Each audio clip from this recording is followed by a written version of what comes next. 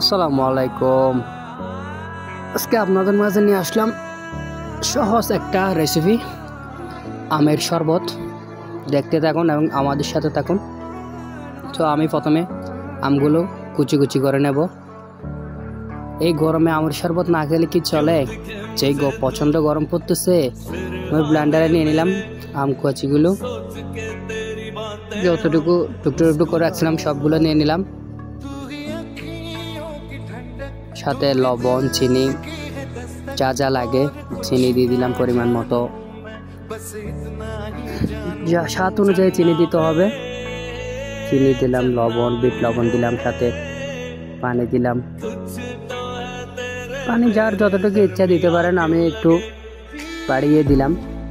সাথে তরুণ চা পাতা দিলাম, সাথে বরফ, যেগুলো আমি ফ্রিজে রেখেছিলাম শরবত বানানোর জন্য। ভাই, আমি গ্রামের মানুষ, সেজন্য আমার মুখের ভাষা ঠিক নাই, ভুল হতে পারে, সবাই কমার চোখে দেখবেন। তা আমি সবগুলো একসাথে ব্লেন্ডার করে দিতেছি, ভালোভাবে ব্লেন্ডার করে নিতে হবে। দেখেন আমার কিন্তু ব্লেন্ডার করা শেষ।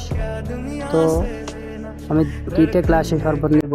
দেখেন 2টে গ্লাসে শরবত নিলাম।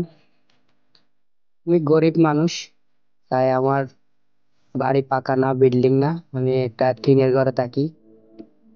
গরিব, গরিবের রেসিপি তো গরিবের মতোই হবে, তাই আর কি। আমার কাছে তো আর এর চেয়ে ভালো আশা করলে আমি দিতে পারবো না, আমি গরিব মানুষ।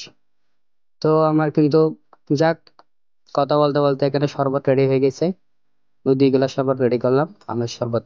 সবাইকে সাথে থাকার জন্য ধন্যবাদ এবং আমাকে সাপোর্ট করবেন সবাই।